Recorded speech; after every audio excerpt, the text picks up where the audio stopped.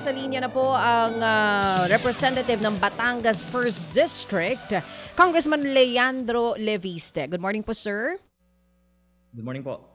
Magandang umaga po. Thank you. First time nyo po dito sa Panayam sa programa namin. Sir, unahin po natin ito dun sa naganap na press con nyo po kahapon. Basahin ko po yung mismong sinabi nyo. Sabi nyo dito, I heard that Secretary Dizon and his team have connections with contractors and in the interest of transparency should disclose all of their connections with contractors. Para lang po malinaw, ang pagkakaintindi ko po kasi dito, hindi lang yung team niya. Kasi sabi niyo po, I heard that Secretary Dizon and his team. Kasama po ba si Sec Dizon sa tinutukoy ninyo or team niya lang po ito? Opo, ang hiling ko ay i-disclose na lang sino yung mga na-meet nilang mga contractors since they started office at sino yung iba pang mga may close relationship sila para kung dumami ang mga proyekto ng mga DPWH contractors na ito o hindi, makikita natin. At ito naman po ay ayon din sa naging policy na ng ating administrasyon na ilabas ng mga opisyales ang Statement of Assets and Liabilities and Net Worth. We are now in the era of full disclosure. Kaya maganda rin po na inamin ni Secretary naman na syempre tayong lahat naman po ay may mga kakilalang mga contractor. Sabihin natin sino ang mga close sa atin at sino yung mga na-meet natin kung sa loob man o sa labas man ng DPWH. Pero ma'am, I want to also emphasize na ang agenda ng aking briefing kahapon ay hindi para tumukoy ng mga personalidad, pero para i-propose ang mga policy solutions. Ang isa ay ibaba ang presyo para wala nang pang-kickback sa budget ng DPWH. At ang pangalawa ay ilabas ang impormasyon tungkol sa budget ng bawat distrito at ang mga proponents dito na hinihingi ng iba pang mga kongresista na pwedeng ibigay ng DPWH sa publiko pero hindi pa ibinibigay. Kaya sana po sa mga susunod na mga interviews kay Secretary Dizon, hingin din po sa kanya at least yung paglabas ng impormasyon na kinumit niya na ilalabas niya. Oo. So para malinaw lang po, Congressman, hindi po kasama si Sec Vince sa tinutukoy nyo. Yun lang pong mga bagong kasama niya na itinalaga niya sa DPWH ang sinasabi nyo na umano'y may mga nakamiting na contractors. Para lang po malinaw. Oo. Tama po? Connection kasama. Kasi tayong lahat naman po ay sa ating buhay may mga kakilalang mga contractor. Tulad po ng SALN. Basta i-disclose mo ano yung assets and liabilities mo, yan ang purpose of transparency. Pero hindi po yun yung main point ko muli, ma'am. Saludo po ako kay Sec Vince at I believe may magandang mga changes na sa DPWH. Ang hinihiling ko lang ay dahil pag nasa DPWH ka kasi, ang dami ng mga contractor na lumalapit sa'yo kahit hindi ikaw yung lumalapit o may hinihingi sa kanila. Maging transparent na lang tayo. Sino yung mga lumapit na at may mga nag-alok na. Actually, I would say hindi ko yun babanggitin kung hindi po baka 10 ang mga nagbanggit sa akin na sa team ni Secretary Vince may mga kumakausap na sa mga contractors at ang iba daw ay may mas malalim pang mga koneksyon sa mga contractors. Pero ang solusyon naman ay huwag palitan sila. Ang solusyon ay ibaba natin yung presyo para wala nang pang-kickback sa budget. Yes, Congressman, we totally get your point tungkol do sa kung ano po talaga yung agenda nyo. Gusto nyo bawasan yung budget ng DPWH. Pero since nagsabi na rin po kayo na may possibility na yung mga bagong talaga na undersecretaries na kasama ni Sec Vince ay posibleng nakikipag-meeting sa contractors, hindi po ba dapat malaman din ng bayan kung sino po ito? Yun din po yung hinihingi kasi ni Sec Vince. Bigyan nyo siya ng full detail. Sabi nyo po, ngayon lang, mahigit 10 na o 10 na po ang source ninyo. Tama po ba yun? 10 tao po ang source ninyo na nagsasabi nito? Opo, hindi ko po nabilang exactly pero basta marami pong mga nagsasabi ng iba-ibang mga pangalan sa DPWH na may mga connection at nakipag-meeting sa mga contractors. At muli, ayoko pong masabi na ito yung naging layunin ko sa pag-press con na ito. Pero dahil sinabi po ni Secretary Vince na he would appreciate it if I name names, pwede po akong magbigay ng isang pangalan. Sige po, sir. Sino po ito? Pwede pong i-background check si DPWH Undersecretary Ari Perez. Siya po Ari ay Perez. kitaan ko posible ding hahawak ng biddings ng mga proyekto sa central office Mhm. at tingnan po kahit yung background lang niya Opo, ay opo. baka Oo. hindi po Mhm. ito ayon sa layunin ni Secretary Vince na masabi natin na malinis na ang bidding sa DPWH. Ano pong kaugnayan ni Ari Perez? Meron po siyang kaugnayan sa contractor, kamag-anak, ano po mismo? Uh, I don't want to be too specific on my statement because what I was told is meron lang siyang history on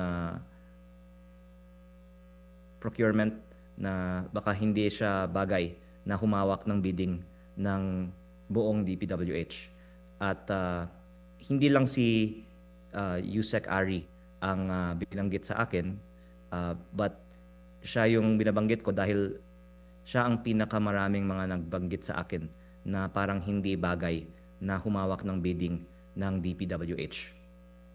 Pero again, meron pa nga pong iba. Oo, kasi sir, I hope you understand din where we're coming from. Medyo mabigat din po kasi yung mga nailahad niyo po kahapon sa press con. Influence peddling, papunta po kasi doon. So, sa ngayon po, yung po bang mga nagbabanggit sa inyo, after po sabihin, pinavet nyo rin po ba yung impormasyon? Na-check nyo rin po mismo yung katotohanan nito?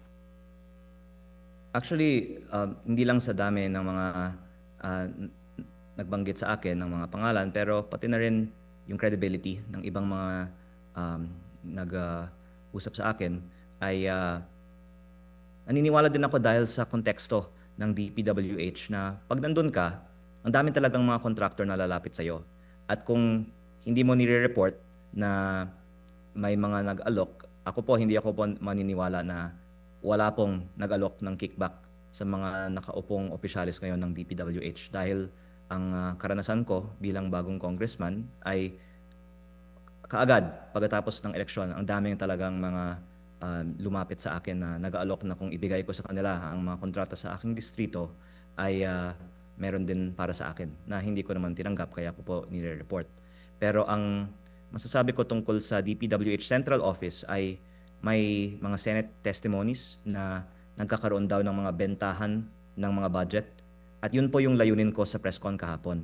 I-propose lang na iwasan na ang bentahan ng budget para wala nang discretion sana ang DPWH Central Office maging based on formula na lang ang alokasyon ng budget.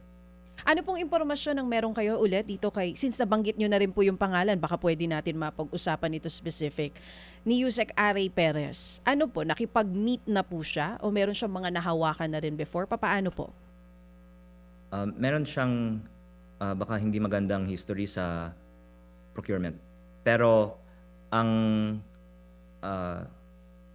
masasabi ko din ay meron mga miyembro ng team ni Secretary Dizon na nakipag-meeting na sa mga contractors sa labas ng DPWH at meron din pong ebidensya na nagkaroon ng mga meetings sa labas ng DPWH. I think inamin din naman na ni Secretary Dizon sa ibang interviews niya na oo, nagme-meeting naman sila sa mga contractors pero wala daw kickback. Pero ang hinihiling ko ay ilabas nila ang listahan ng mga contractors na na-meet nila at pwede ang publiko mag-decide kung may reason to doubt na wala pong mga usapang pag-award ng mga proyekto sa mga contractor kaya nagkakaroon ng mga meeting na ganito. So, ito pong information about him na sinasabi niyo po na meron siyang hindi magandang procurement history, vetted po ito. Kumbaga, confirmed na po ito ng inyong mga staff? Pina-check niyo po ito, sir? Ako po ay may maraming mga sources tungkol sa history ni Yusek Ari Perez sa procurement. Pero hindi siya nag-iisa, meron pa pong iba. Plano niyo po bang isa publiko yung iba pang mga pangalan sa susunod? Actually, ma'am, and baka may mga taga-opisina ni Secretary Dizon na nakikinig, marami nga po, alam din nila ito. At kahit nung ako po ay nagbibigay ng press con, may isa na tumawag sa akin at ayoko lang naman na ang maging focus is yung mga personalidad na ito. Baka wala na taong nagtatrabaho sa DPWH kung palagi nating pinapalitan sila, di ba? Ang tingin kong solusyon ay ireforma ang sistema, hindi lang ang pagpapalit ng mga tao. Kaya kung gagawin natin yung pagbaba ng presyo at pagbibigay ng impormasyon sa publiko, then kahit yung kasulukuyang team under the leadership of Secretary Dizon, I believe will give the DPWH good hands because ang accountability naman po ay kay Secretary Dizon. Kung pinili niya mga taong ito, ay magtitiwala ako na kaya niyang i-guarantee na magiging mas maganda na ang DPWH pag ibaba ang presyo. Pero kung nananatiling mataas ang presyo, alam ko po na naka-factor in na sa budget na yan ang mga kickback. Kaya meron din akong presumption na may mga irregularities sa mga DPWH projects dahil mataas nga ang presyo.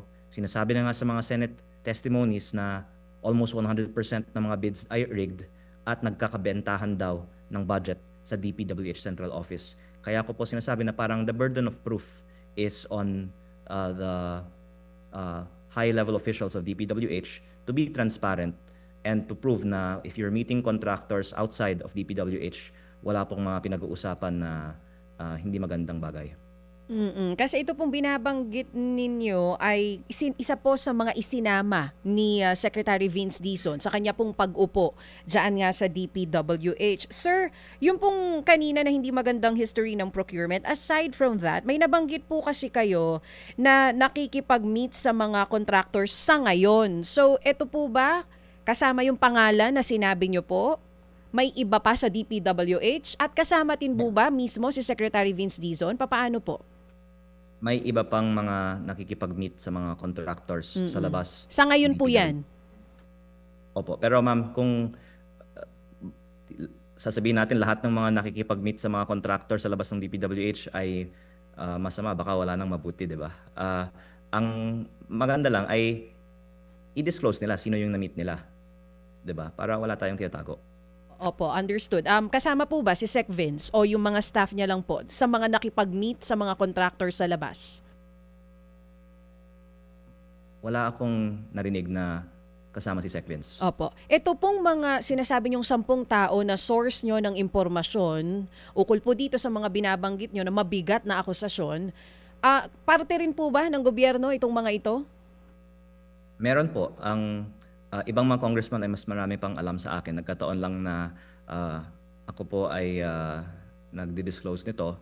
At kung tanungin po ninyo sila, I think parang wala pong mga magsasabi with great certainty na walang corruption ngayon sa central office ng DPWH. So merong mga congressman na source nyo rin po ng impormasyon, pero sa pakikipag-usap nyo po sa kanila, hindi sila magsasalita, kayo lang po ang magbibigay ng impormasyon sa publiko, parang ganun po? At hindi lang congressman, may mga private citizens din. May ibang mga may connection sa mga contractor na kinausap ng bagong team ni Secretary Dizon na parang gustong iparating sa akin daw na kinausap na daw sila ng mga taga-opisina ni Secretary Dizon. Kaya iba-iba po ang mga sources. Kaya ako po ito sinasabi kasi I'm sure na... Yes, we understand po, Kong. We understand your sentiments kung bakit nyo po isinisiwalat ito. You want change sa DPWH. Very credible naman na pag ang daming mga source, when there's smoke, there's fire. But I'm not coming to a conclusion. I'm asking for transparency and for Secretary Dizon and his team to disclose their meetings and their connections with contractors. You have disclosed one name already ngayon po. May plano rin po ba kayo na ilabas na rin yung iba pang mga pangalan sa susunod na mga araw? Kung sasabihin ni Secretary Dizon na ilabas ko na lahat. Pero I don't think it's gonna help to change everyone in DPWH again. Kaka-courtesy resignation nga po ng lahat ng mga lumang mga opisyales, di ba? Ang solusyon talaga, policy and structural reform. Oo, pero sir, bakit si Sec Vince ang dapat mag-decide? Hindi po ba sa inyo po iyon kung ibibigyan nyo po ng pangalan yung ilan pang mga sinasabi ninyo na nakikipag-meet po sa mga contractors outside sa opisina ng DPWH? Well, unang-una po, because he is the DPWH secretary, we have to have a constructive relationship with him to push for the reforms that we are proposing. And kung ako po ay gumagawa ng something na personally affecting members of his team, baka maapektuhan ang mga itinutulak nating mga reforma. Pero ang dahilan na ngayon may binanggit Yes, akong... sir, gets po Dahil namin yan. po Pero kasi it doesn't make sense eh. Medyo nagko-contradict po yung sinasabi nyo. Sabi nyo gusto nyo munang may mabago sana sa pamumuno ni Sec Vince. Pero kahapon may press con po kayo agad. Bakit hindi nyo po muna yan sinabi kay Sec Vince bago po kayo nagpa-press con kahapon? Nagsulat po ako ng open letter kay Sec Vince last Monday. Actually, that's why I think we initially set this interview to discuss the points of my open letter which were not all responded to. Secretary Vince responded to some points after the media inquired to him, and my focus also in yesterday's press con was to expound on the points in my letter to Secretary Vince. And at least ngayon, nagkakaroon ng more discussion on lower price and more transparency on the budget because of the attention on the naming of officials in his team na may ganitong mga posibleng issue. Pero I don't think that it will help for me to name more now unless Secretary Vince says so, because I'm just hoping, as I said in my press con yesterday, that Secretary Vince will be a hero and push through with the reforms that we think are needed in DPWH. Oo. Sir, ang laman po nung sulat, ito rin, yung naibulgar nyo kahapon sa press con, na sinasabi nyong hindi sinagot, kaya po nagdesisyon na kayo for the press con. Opo, ang unang point ko ay ibaba ang presyo para wala ng budget pang kickback. At sinabi niya, ibababa niya, kinocompute pa nila ganong kalaki ang pwedeng ibaba. At ang wish ko lang ay ibaba ang presyo para sa 2026 budget. Huwag natin hintayan pa ang 2027 budget at ibaba ng close to 25%. Ang pangalawa po ay meron po akong mga files dito na ibinigay sa akin ni Secretary Dizon or ng kanyang team. At ito po ay yung impormasyon na hinihingi ng ibang mga miyembro ng Kongreso at parang pinipili nila kanino nila ibigay, at hinihingi ko po sana na ilabas na nila sa publiko yung impormasyon tungkol sa budget ng bawat congressional district para makita din ng publiko na wala tayong tinatago sa DPWH budget. Okay, sige. So, masisingit lang po ako, Congressman.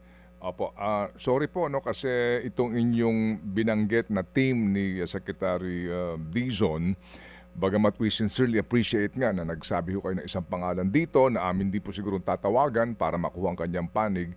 But don't worry, Congressman, pupuntahan natin yung advocacy po ninyo doon sa mga budget per district at ang inyong sinasabi nga na babaan yung presyo para masiguro na walang kickback. Mamaya pupuntahan po natin yun. Kasi po ngayon, siguro as you know, because of your press con and this interview, nagkaroon po ng shadow of doubt, no? Dito po sa team ni Secretary Vince, no? Kasi tiwala ang pinag-uusapan natin dito, na wala na po yung tiwala, kaya nag-overhaul po mismo sa hierarchy ng DPWH. Ngayon, kung may sinasabi kayo na yung isa, sinasabing nakikipag-usap na sa mga kontratista, parang ang dating po may pinag-uusapan sila na dilihensya o kickbackan na siyang pinanggagalingan ng lahat ng problema ng bayan ngayon. So, pwede ba natin lang klaruhin yon muna? Yun ho bang pakikipag-usap sa mga kontratista outside of DPWH? Ano pinag-uusapan nila? Sabi ng source ho ninyo. Unang-una po, magandang umaga po, Sir Ted. It's an honor to speak with you, and kayo po ay dating member ng House of Representatives din. At Sir, kayo po ay nagfa-file ng SALN. Ang rule sa Congress ay maging transparent tayo. Tulad po sa pagfa-file ng SALN, kung meron man iba pang mga idedeklara ang mga congressman, that gives confidence na wala tayong itinatago. Kaya ang pwede kong ibigay na direktang sagot din sa inyong tanong ay, I would say, siguro halos lahat sa kanila ay nilapitan na ng mga kontraktor. Kasi ako, bago akong congressman, I'm sure lahat ng iba pang mga bagong congressman nilalapitan ng maraming mga kontraktor. At ang ang ang statement din ni Secretary Vince ay nagkakaroon nga ng mga meetings kahit sa labas ng DPWH. Kaya parang hindi naman to controversial for me to say na nagkakaroon ng mga usapan.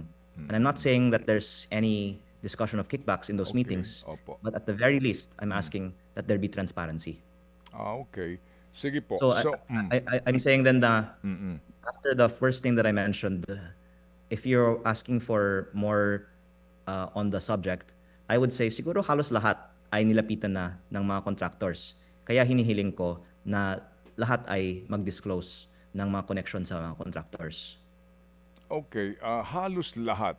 Sir, sorry po kasi ang ating mga kababayan ngayon because of this revelation, alam niyo ho yun, lalo silang nagiging interesado at quote-unquote uhaw sa impormasyon. Yung pong Ari Perez ay USEC for Operations in charge of Convergence Projects and Technical Services.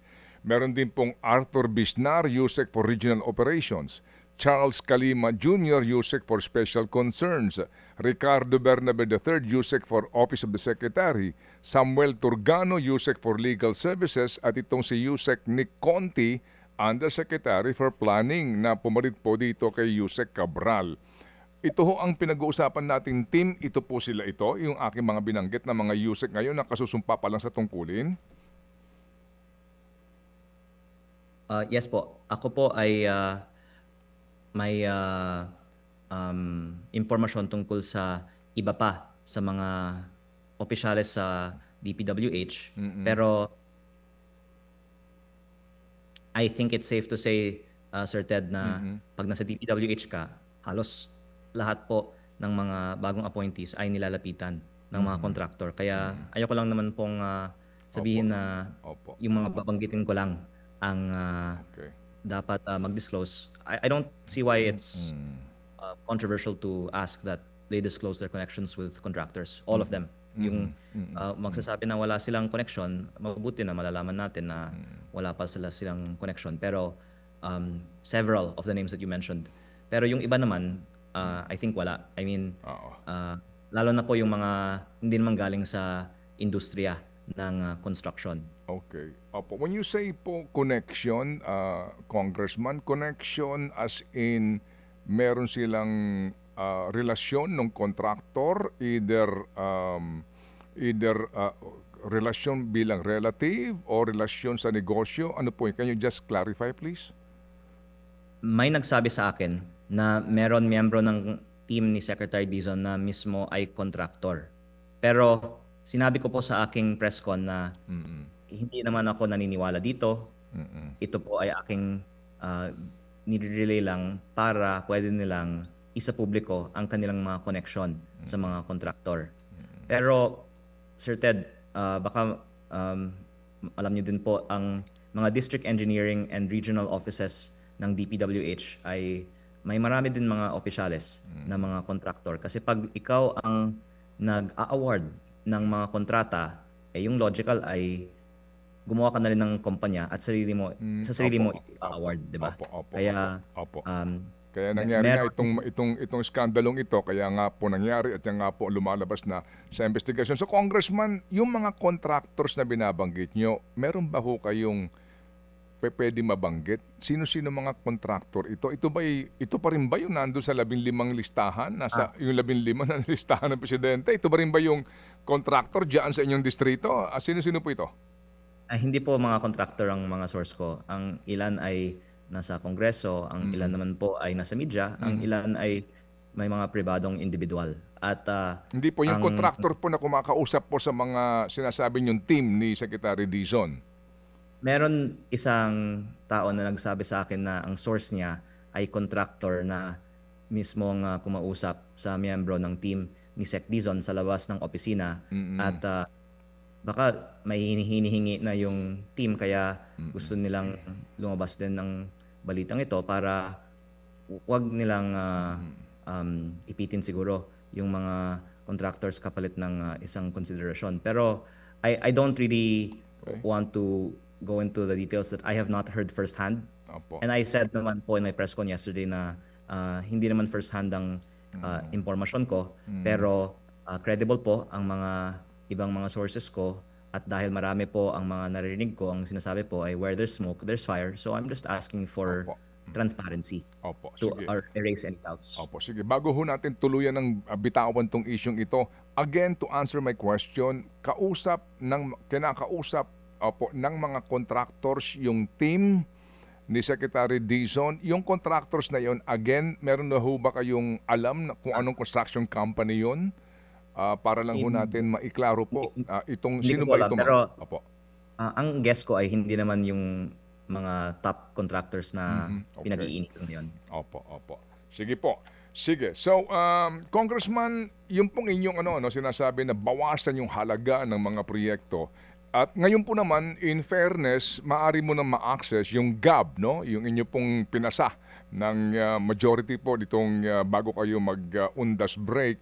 At kita po namin talaga ho dito yung presyuhan pa rin sa mga proyekto. Gawin kong halimbawa yung inyong district, Congressman, ha? Opo, ito po. Region 4A, Batangas 1st District Engineering Office. Dito po may nakalista na construction of multipurpose building sa Balayan, Batangas. Meron po sa Calatagan, Batangas. Meron po sa Calaca, Batangas. Meron din pong sa Lemery, sa Lian. Pare-parehong 20 million ang halaga nito. No? Ito po sinasabi na pare-pareho yung halaga, iba-iba yung lokasyon. So ano hong inyong gustong mangyari po sa ganito? Ito ho ba ay ito ho bang budget na ito nilikha ng DPWH before ho kayo dumating dyan? Sino po ang nag-propose nitong mga proyektong ito? Actually, ang nilikha ng DPWH ay karamihan mga road projects. May kasama din mga flood control. At ang pinanukala ko po ay palitan natin maging mga multipurpose buildings. Kasama dyan ang eskwelahan at mga health center. Okay. Dahil ang nalaman ko ay malaki ang kakulangan ng mga classrooms at health center sa ating bansa dahil hindi daw kayang dayaan masyado ng mga contractor ang mga vertical projects kaya maliit lang daw ang kickback. Kaya dun sila sa mga horizontal. Okay. Kaya ang policy ko ay puro buildings ang i-amend ko ngayong 2026 budget at yung classroom sizes po ay standard pati na rin po ang mga health centers. At just to disclose, as I said in my press con with the House yesterday, I've been requesting for additional classrooms for my district. Okay. And Opo. the reason why gusto kong ibaba ang presyo, magkaroon ng savings ang DPWH, ay para mag-grant ng DPWH ang karagdagang mga classrooms Opo. kung magkaroon ng additional savings sa budget. Okay, opo. Kasi nga po, ang congressman, hindi masama yung mag-propose ka ng budget, no? ng project sa iyong lokalidad, sa iyong constituency. Kasi nga, yan ang trabaho mo din. Ikaw nga ang kinatawan para nga malaman mo yung needs ng iyong constituency. So, kung kailangan dito ng multipurpose, pwedeng health center yan, pwede yung para sa eskwelahan ng mga bata, it's okay, no? Ang inyo pong sinasabi sa inyong advocacy, yung halaga ng proyekto. So ito ho bang sa halimbawa po sa district ninyo na 20 million sa ilang pong multipurpose building, mga 5 po yata ito o 6, itong 20 million na ito, nanggaling po ito sa DPWH mismo? Wala pa itong program of work, Congressman? Yung DPWH ay gumagawa ng program of work after the budget is approved, if not mistaken. At kung classroom building yan, ang unang narinig kong budget per classroom is 4 million. Opo. Tapos nakita ko, posible pala ay halos kalahati. Pero para may buffer ang DPWH, sabihin mo 2.5 million. Kaya kung ang isang 20 million peso budget ay sa 4 million per classroom, 5 classrooms ang makukuha mo. Pero kung 2.5 million per classroom, 8 classrooms ang makukuha mo.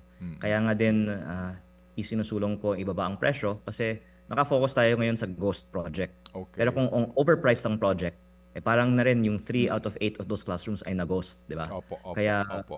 gusto ko sana ma-maximize pa after the approval of the budget. Ki-questionin ko pa ang DPWH. Bakit sinasabi nyo na ito ang presyo? Kung maaari natin ibaba, mas marami sana mga classrooms ang makukuha natin sa halaga na yan. Okay. Sige po, so ang inyong advocacy hindi lang po sa distrito ho ninyo, kundi sa buong Pilipinas. Ano ang say ng kapwa nyo congressman dyan? Kami po ay nakatanggap ng budget amendment nung Friday lang. Tapos nagbotohan na kami Friday and Monday. Kaya hindi namin na-discuss masyado yung bill. Pero 287 po ang bumoto pabor at 12 po ang bumoto against the General Appropriations Bill.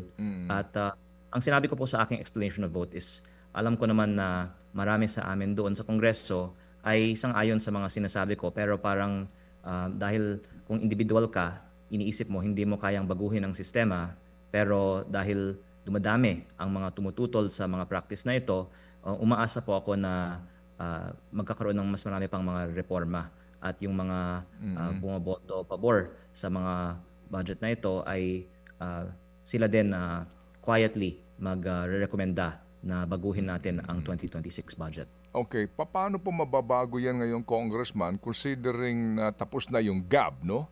It's now in the Senate, and the Senate will deliberate on that, and hopefully po, sabi nga ng mga naghahabol dito, that you can pass the budget, the entire budget, dito po bago kayo mag-Christmas break. So how can you amend all of these per district provisions po ng budget ng DPWH kung kayo mismo, hindi kayo kasi kung sa BICAM ito, ang laking trabaho noon. I don't think this will happen.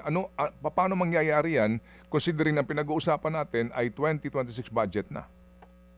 The Senate DPWH budget hearing is next Monday, and I believe that other senators have expressed their own positions on lowering the prices of DPWH. Hindi po galing sa akin yung proposal na ito.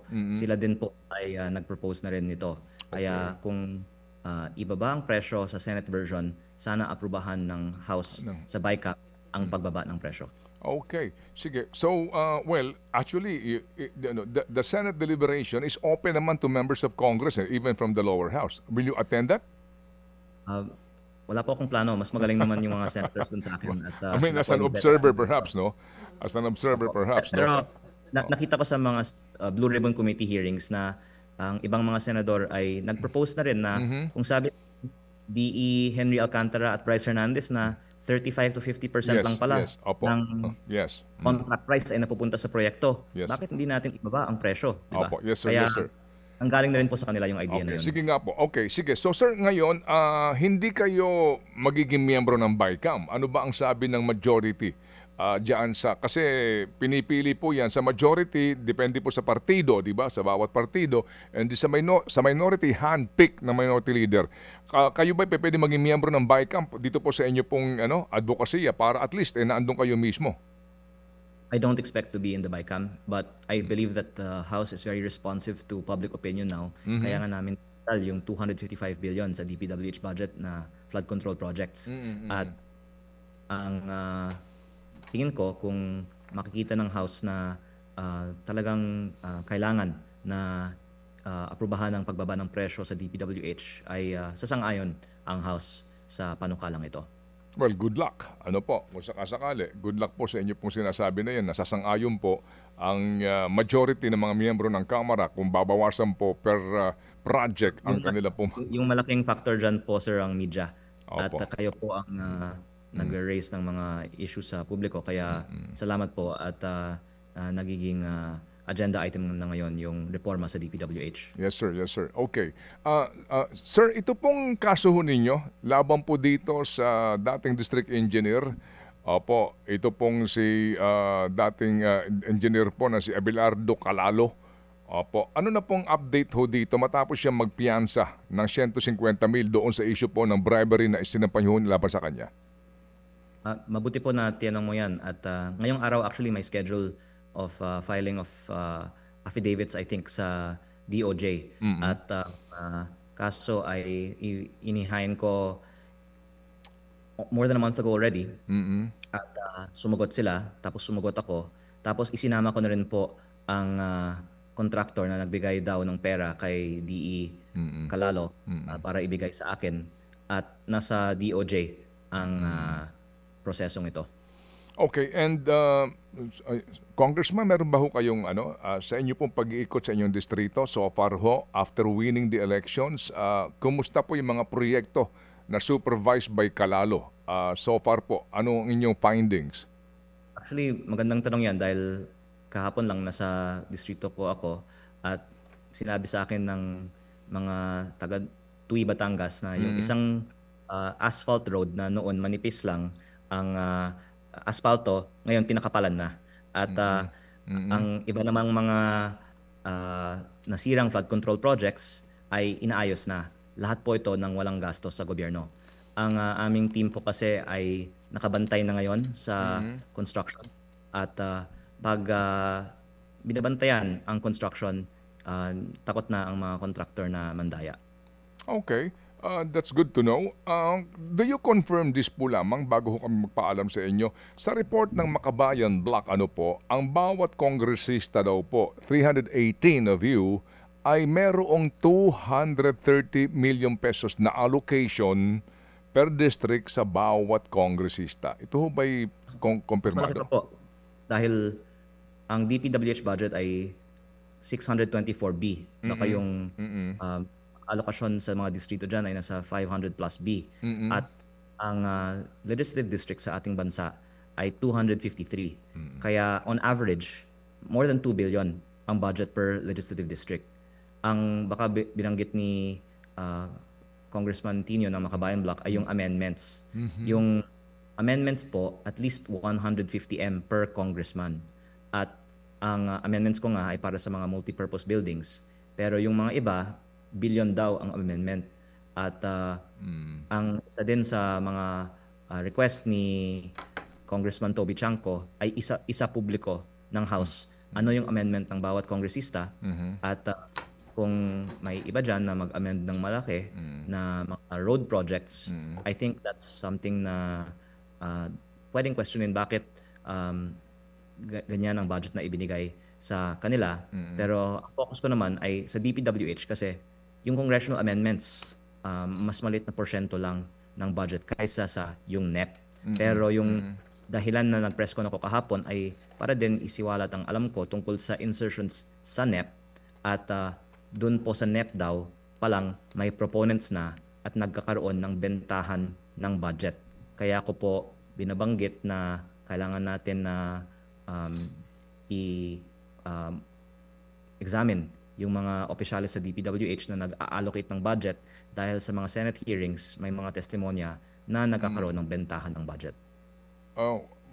Sa inyo bang palagi, Congressman, pumutok na nga itong iskandalong ito na sa NEP pa lang ay meron ng advance, di ba? Sa testimony po nila Alcantara at nila Bernardo, sa NEP pa lang may advance na. You think hanggang ngayon sa NEP na ito, nangyari pa din ito? Meron na anong inyong informasyon? Meron na kaagad nag-advance? Kasi yung NEP ay unang inilabas noong July. At yun ay sa panahon ni Secretary Bonoan. Yes, sir. Nag-advise si Secretary Dizon in September, pero maraming mga sa budget ni Secretary Bonoan ay nandyan pa.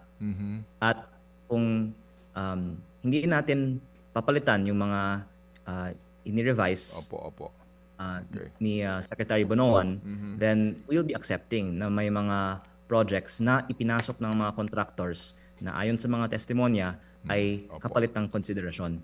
At yan actually ang main point ko sa press con ko kahapon. Sa aking sariling distrito, meron akong ebidensya na may mga ipinasok ng mga contractor through DPWH sa aking budget. At gusto ko nga palitan ang mga contractor proposed projects na ito.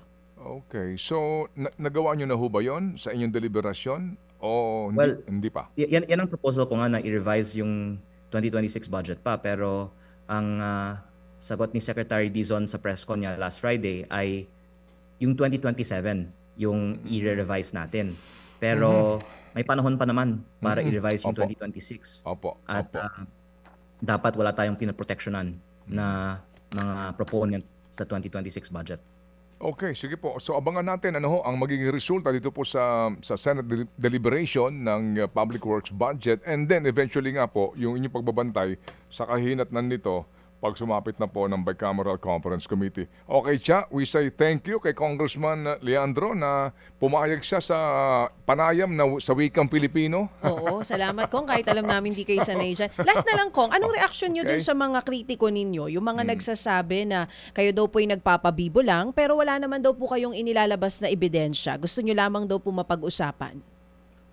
Actually, kaya ko po inuulit na ang intention ko sa aking press con kahapon ay yung proposals ko na ibaba ang presyo at ilabas ni Sec Dizon yung impormasyon tungkol sa budget na sinabi niyang ilalabas niya dahil hindi naman yung issue ng mga personalidad ang focus ko. At I would say, dapat si Secretary Dizon yung sumagot sa mga question. Bakit hindi pa inilalabas ang mga impormasyon na yan? So kung hindi kayo maglalabas ng mga solid proof or evidence dito po sa mga nasabi nyo? No, like with the budget, hawak ko nga po yung... With the accusations po nitong mga bagong undersecretaries natin sa DPWH. Ako po kasi ay focus sa policy reform, hindi sa pag-iimbestiga ng mga tao. Kasi una, may ombudsman. Hindi naman trabaho ng Kongreso na puro investigasyon na lang. Ang gusto ng taong bayan, makita resulta. At yung resulta nga na pinapropose ko na i-focus ng Kongreso ay yung pagbaba ng presyo para maipakita natin sa taong bayan pagkatapos ng lahat ng mga hearings na investigations na to, nakatipid tayo ng 150 billion pesos sa 2026 DPWH budget. Opo. Sige po. So, Congressman Leandro, paumanhin po. May tanong lang po dito ang isang nakikinig, nanonood sa atin, isa pong abogado. No? Ang sabi niya rito, naghayag kayo niyan at nalagay sa doubt yung mga undersecretaries ni Vince Dizon at yung kanyang mga sinasabi niyo ho na team. So ngayon, para daw ho lumalabas na, okay, kayo sa team ay kahina-hinala, kaduda-duda, kasi meron kayong sinasabi niyo pagkausap sa mga kontratista, etc. Para bagang sinasabi daw na, okay, kayo'y kahina-hinala, patunayan nyo na hindi kayo kahina-hinala. Para daw ho yung burden of proof ngayon napunta doon sa mga tao na inyo pong sinasabing quote-unquote inaakusahan. Ano po yung reaction doon? Dalawang reaction. Una, inaamin naman nila na nakipag-meeting sila sa labas ng DPWH sa mga kontratista. Kaya inamin nila yan, I think it's worth knowing sino ang mga kontratista na na-meet nila. At pangalawa, ang main proposal ko ay ibaba ang presyo. Dahil sa tingin ko, kung overpriced ang mga projects na binibid ng DPWH, may presumption na may irregularity. Lalong-lalo po dahil sinabi na ni former Yusek Bernardo na almost 100% of bids are rigged. Kaya dahil sa ebidensya na may systemic corruption sa DPWH, I think it's fair na ang burden of proof ay nasa mga opisyales na kung may meeting sila sa labas ng DPWH na wala pong pinag-uusapan na hindi magandang bagay. Okay. Sige po. So muli, Congressman Leandro, salamat sa inyo pong panahon at kami po'y aantabay sa inyo pong mga gagawin nga po na mga pagpapanukala sa reformang ito. Salamat po at mabuhay po inyong distrito. Salamat po, Congressman. Maraming salamat po. Thank you. True FM. Congressman ng unang distrito po ng Batangas, Congressman Leandro Leviste. Mga kapatid, brothers and sisters, saan ka pa? Dito na tayo sa totoo. Dito na tayo sa True FM. Mga kapatid, mag-subscribe and follow po kayo sa social media accounts ng True Network PH. Yan po kami. Hanapin nyo lang True Network PH, Facebook, Instagram, YouTube, TikTok, and podcast. Mapa Apple or Spotify man yan, mahahanap nyo kami. Lahat ng mga napapanood at napapakinggan nyo po sa programa, nasa social media accounts namin yan. So, paano mga kapatid? See you sa social media!